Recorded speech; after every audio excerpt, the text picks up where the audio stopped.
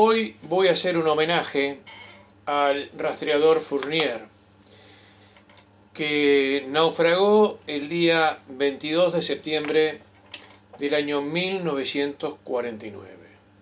El Fournier era un rastreador, era un buque de la Armada, fue construido en la República Argentina junto con otros 9 similares.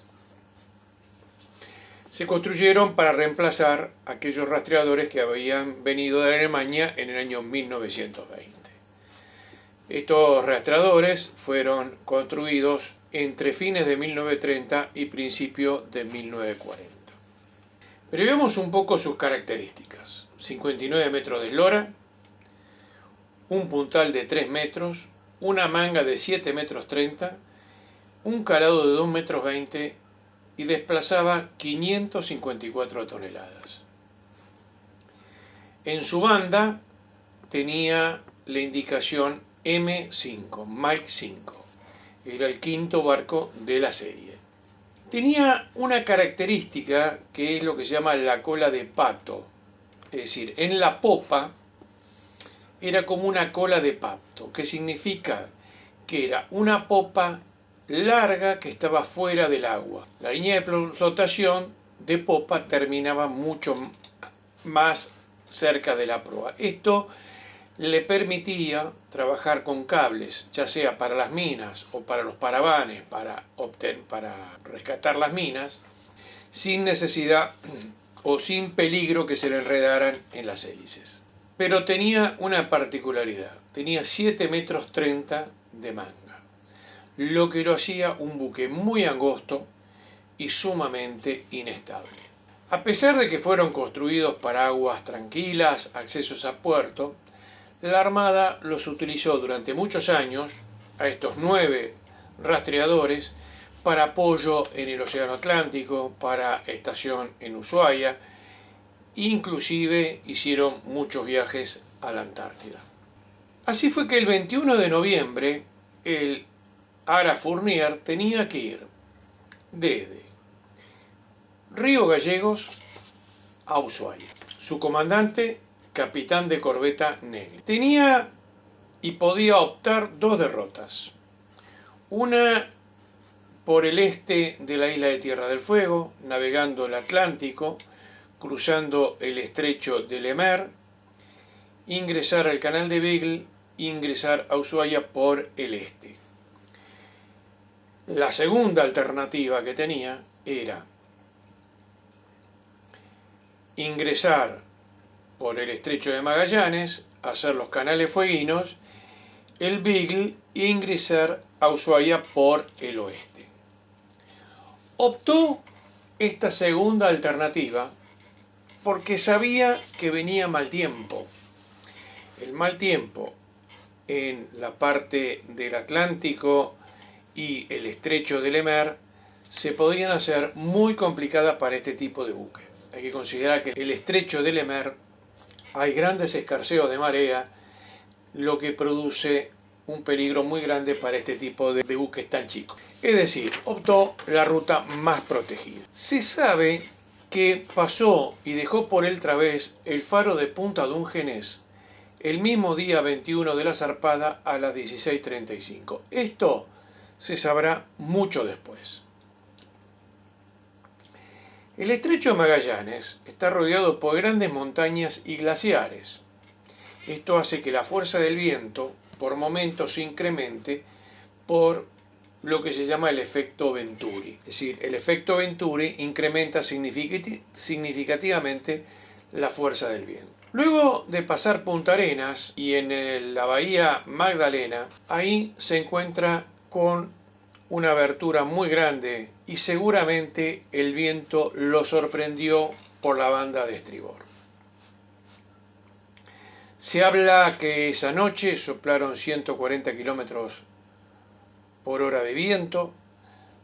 Se habla que hacía 20 años, según los pobladores, no tenían una tormenta tan importante.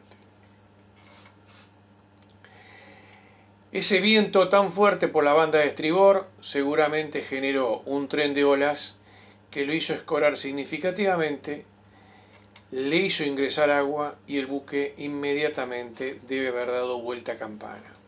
Ten en cuenta que el francobordo de este buque era solamente de 1,30 m. ¿Y por qué tenía tan poco francobordo? Porque para trabajar con las minas y con los paravanes necesitaba muy bajo francobordo. De noche, sin ver las olas, mucho viento, tren de olas por estribor, el barco debe haber dado una vuelta a campana por la banda de babor. Eso lo amerita el análisis de los elementos encontrados con posterioridad. Cuando un buque da vuelta a campana, solamente se pueden tirar al agua con suerte los que están en el puente y alguno que pueda estar en cubierta. Según los cuerpos encontrados, se encontró al equipo de puente y algún personal más. ¿Por qué se estima que fue a las 4:20 de la mañana? Por el análisis de las horas en que se detuvieron los relojes de los cuerpos que se encontraron. Aparte del personal de puente, se encontró otro grupo de personas que se supone era personal que había dejado la guardia a las 4 de la mañana y había concurrido a la cocina a comer algo. Vamos a aclarar que la cocina de estos barcos estaba sobre la cubierta principal y no abajo. Es decir, para ingresar a la cocina había que ingresar por la cubierta principal. El Fournier debía haber llegado a Ushuaia el día 22 de septiembre. Como no llegó, la base se inquietó y comenzaron a hacer los preparativos para la búsqueda. Se alertó inicialmente a las autoridades chilenas, ya que el buque navegaba aguas de esa nacionalidad, y la Armada destacó al chiriguano, un remolcador, al remolcador San Avirón, a la fragata Trinidad, al buque oceanográfico Ara Bahía Blanca, al rastreador Ara Espiro. Y la Armada chilena incorporó al patrullero Lautaro, una barcaza y un remolcador de alta mar, además de aviones chilenos que sobrevolaban la zona. El problema era dónde comenzar a buscar, porque no sabían si el problema del Fournier estaba en el Atlántico, en los canales fueguinos o en el Pacífico.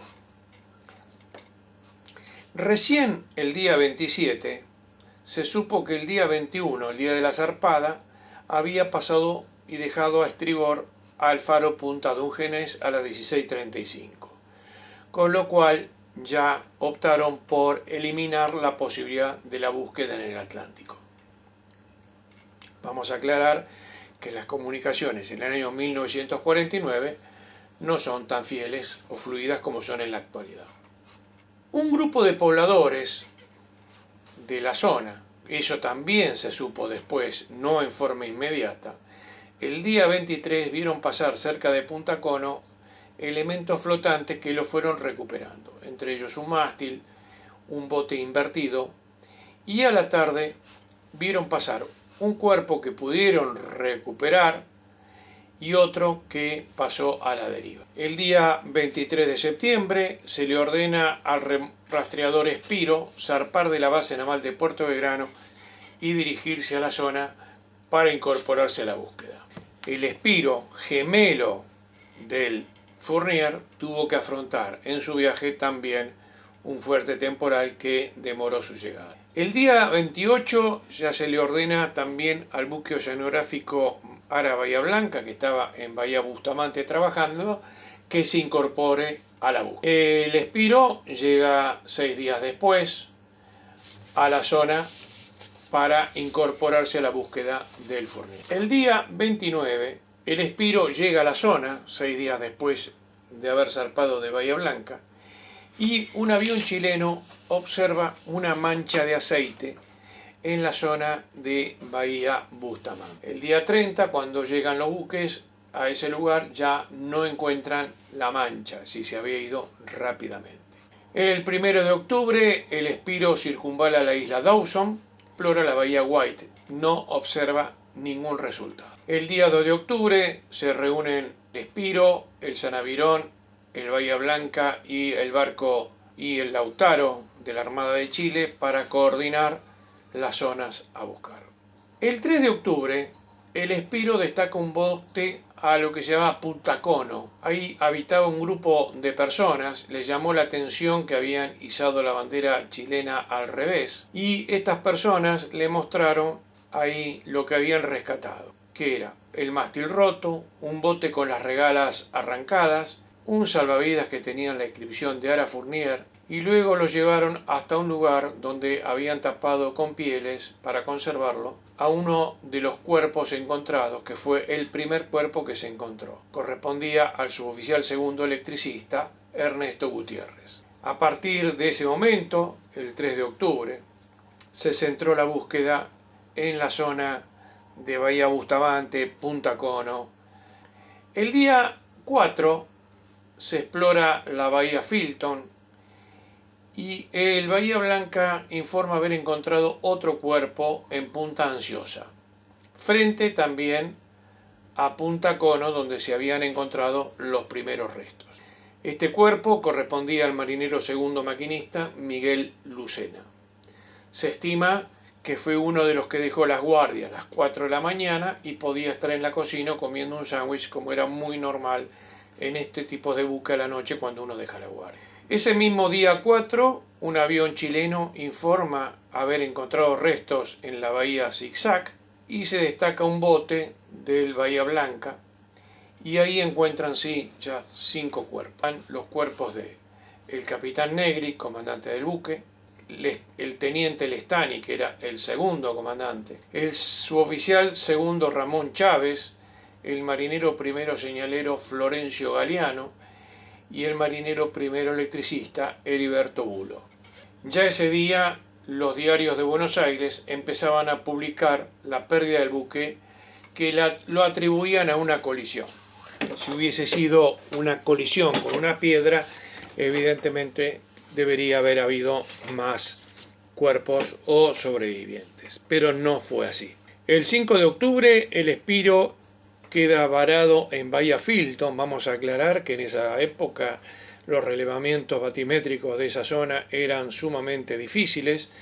Los buques navegaban para estar más seguros con el ancla a la pendura, cosa que si había un bajo fondo, lo primero que se enganchaba era el ancla. Ese mismo día 5 de octubre, el chiriguano encuentra otro cuerpo, el del cabo principal señalero Juan Carlos Lucas, seguramente por ser de señales estaba cubriendo guardia en el puente. Ese día ya los diarios de Buenos Aires dedican la primera página completa a este hecho. Los días 6 y 7 continúan la búsqueda y los diarios ya dan cuenta de la identificación de los cuerpos y que no encuentran el casco. El 7 de octubre el Espiro vuelve a varar, el comandante ordena la evacuación de todo el personal del buque, pero logra zafar de la varadura con la marea y recupera nuevamente la gente sin novedad.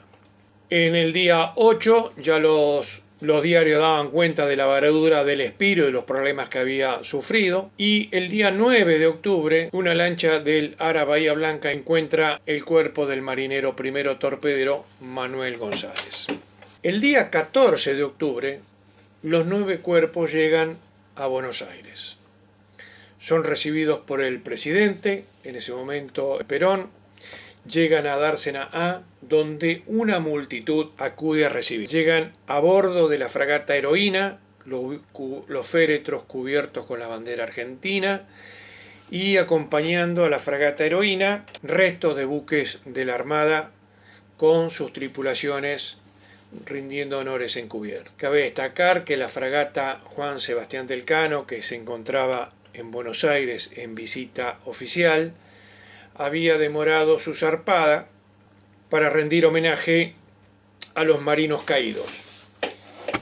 Había izado una bandera negra en el tope de su paloma. El día 15 se hace el velorio de estos 9 cuerpos en la Escuela de Mecánica de la Armada. Una multitud hizo filas para rendir homenaje a los tripulantes del Fournier.